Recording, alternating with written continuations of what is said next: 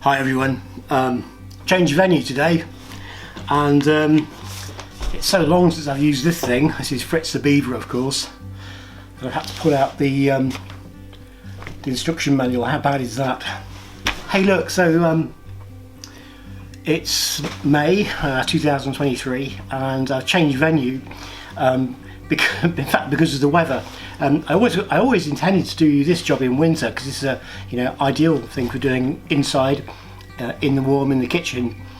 But what's happened is that with this sun after rain, and we've got easterly winds, there's been a huge bloom of pollen, and instead of being essentially downwind of the Atlantic, we're now downwind of every grassland between here and the east coast. So I've had a huge attack of hay fever outside. Even working in the workshop was really uncomfortable, so I thought, well, why not set this up? This is obviously my sewing machine, and I've got a whole load of fabric projects to do. So I thought, well, just come in and work on this. And I say, look, I haven't done this for ages. In fact, it must be 2 or 3 years since I had my sewing machine out. So I'm going to have a look at the instructions and see if I can get on with some of my jobs.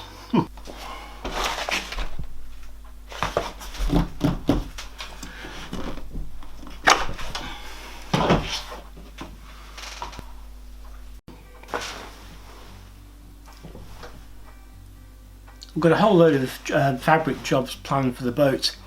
I think the largest is a camping tent, so that we can sleep out on the boat. That's quite a big job. I've got quite a difficult job, which is to make a custom storage bank to go under the cuddy. I'm thinking about that one. But so what I'm going to do is I'm just going to get kind of warmed up to sewing again, just to learn all the basic skills again. I've got some fabric. This is an old sail cover. It's polyester canvas, I think, and what I'm going to do is I'm going to make a cover or bag for this, and this is an old Thermarest, which we obviously use for camping. It's one of the larger ones, and what this is going to become is two things. It's going to be kind of reserve buoyancy because of the way it fits in the boat, and it's also going to become a fender, which is, it's slightly unusual, but it's got the density and it's pretty tough, and I think in a proper polyester canvas cover it'll do the job nicely. So I've got 4 of these to make, 2 different sizes, and I figured that by doing that I can sort of get into the job a bit. So I'm going to crack on with that, and I best talk about the news as well. Yeah, do the whole organised video blog organisation thingy, don't you know?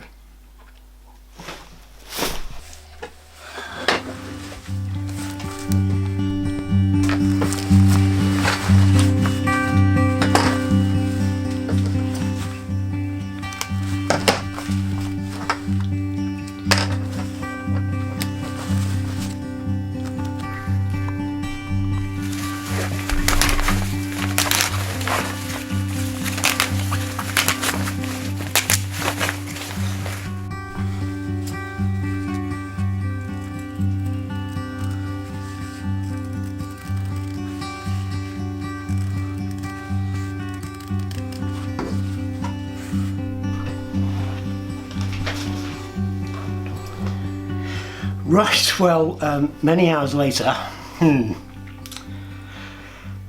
took me several hours just to get the sewing machine set up again and sewing again, and I think it needs maintenance. I think it hasn't been touched for a couple of years, so it's just generally stiff and not working very well. And did finally get a couple of bits, well, not made, but cut out the main panel for one of the bag covers and cut the end, and started to sew one zip onto one side, and it's not going well. I'm just going to stop for a while. So what I'm going to do is this: I'm going to take a load of antihistamines, because it's a polleny morning, and I'm going to decamp to the workshop and deal with a little bit of blog news, because I've got some comments to deal with and some more questions to deal with this morning.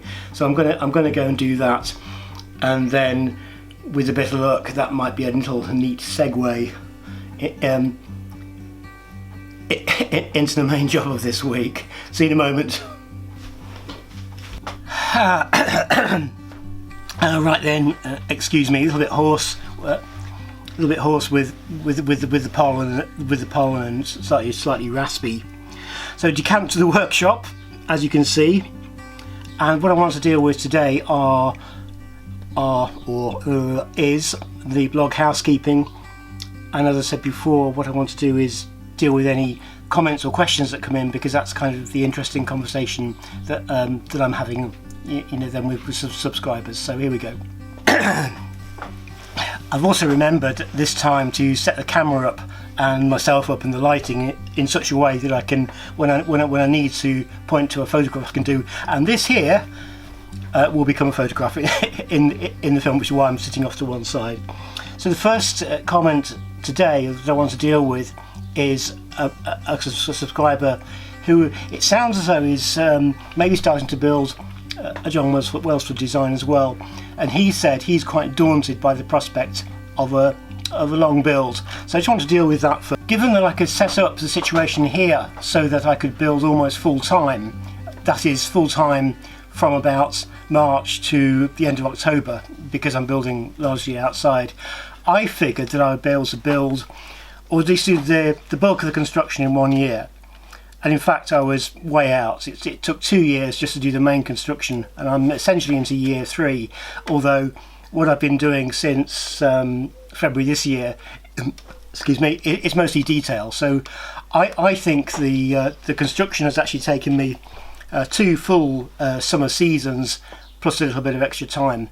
And the comment about it being daunting, yes, it was to me too, and I was just trying to think of a way of really putting it across. Is, look, I'm a complete klutz when it comes to woodwork. I think I did 5 years of classic woodwork education at school, and I came home with I think 1 tray and 1 display cabinet half built. So that's the appalling lack of skill and speed that I worked with. But I think that building a boat has been the best project I've done in the last few years, and it's done things that I'm not even sure I understand to my mind, in that I'm much more focused and I really enjoy the small problem solving that the boat gives me. And I want to just kind of just dwell on that for a moment, about this comment about a project being daunting. So I'll just kind of almost think for a moment and just say, hey, I think it's this. Now, my first and worst moments came literally the moments when I picked up my saw for the first time. I'd marked out the first bulkhead on a sheet of plywood, and I don't know why, but I was incredibly nervous to put literally saw to wood and start cutting. It seemed that was the moment of commitment. You see, I had this big pile of expensive plywood. It is expensive stuff. I'd had a couple of goes at making an experimental piece for the boat just to get used to the techniques, and I'd made a real mess of making the first bulkhead twice, in that my measurements were wrong, that it was asymmetrical, and then it was a real mess. And I think when I kind of came to do it for real for the third time, doing it for real, to do the actual bulkhead 1 for the boat, I was a bag of nerves. Weird, isn't it?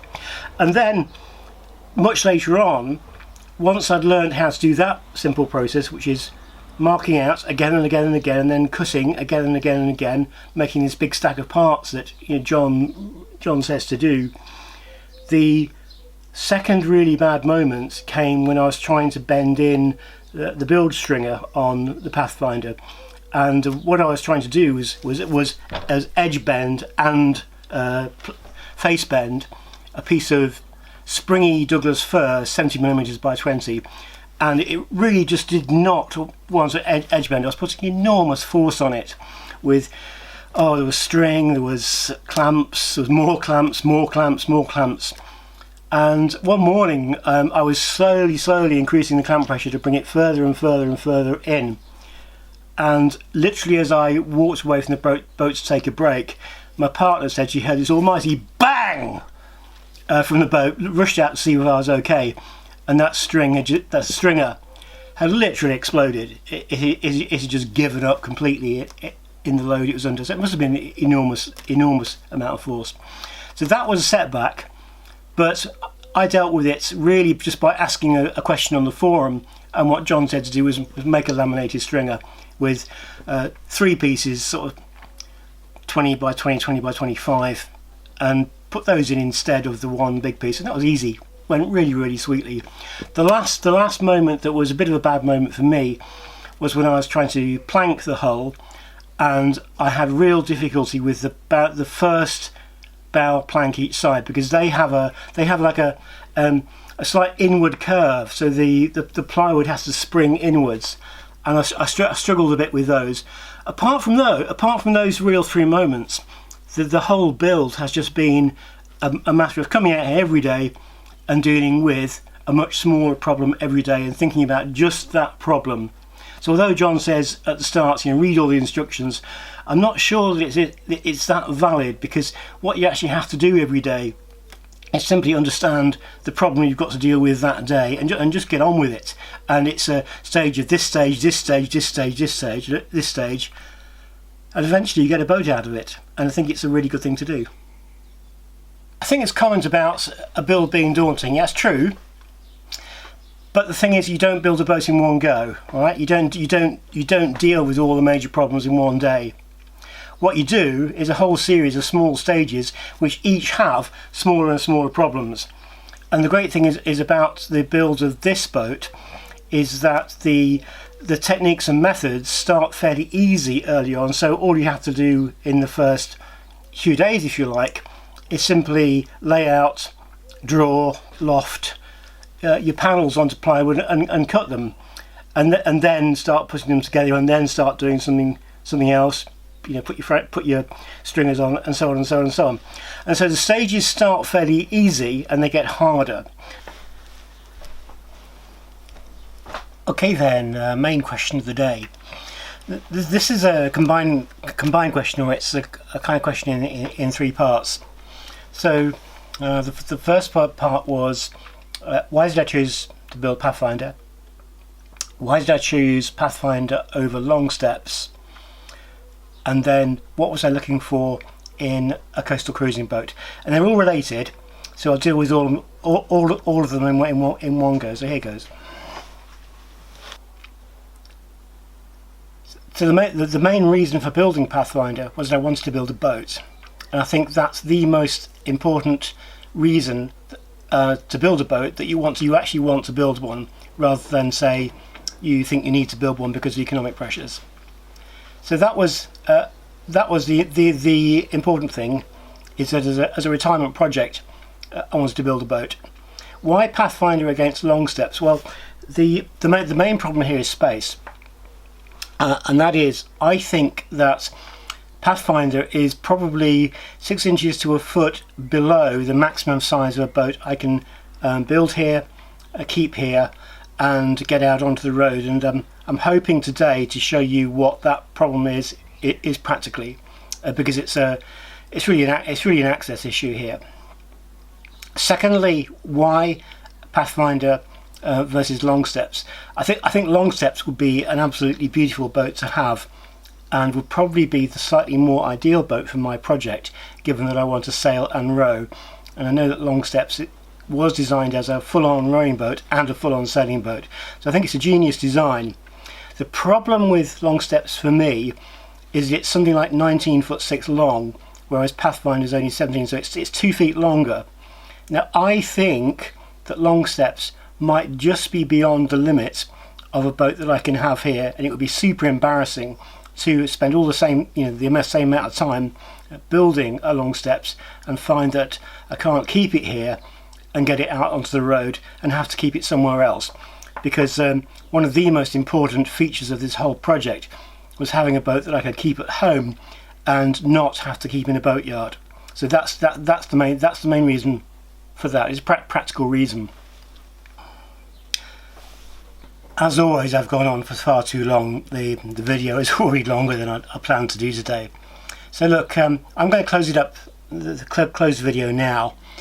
And what I just wanted to say is, this week, I think the major job that we're going to deal with is going out on the road for the first time. Now, as it happens today, not so much the end of our driveway, but the the then access into the lane just beyond is slightly blocked by some absolute bellend who's parked his Volvo there, and I don't think I can get the car and the trailer around it all in one go. So I'm going to have to either find out who he is and ask him to move, or just wait a day or so. And the main job of this week is going to be driving on the road for the very, very first time. So hopefully that will appear at the end, or we'll do it as a whole separate video, as a on the road video. So thanks for watching, thanks to all the subscribers, just thanks, and I'll see you next time, eh?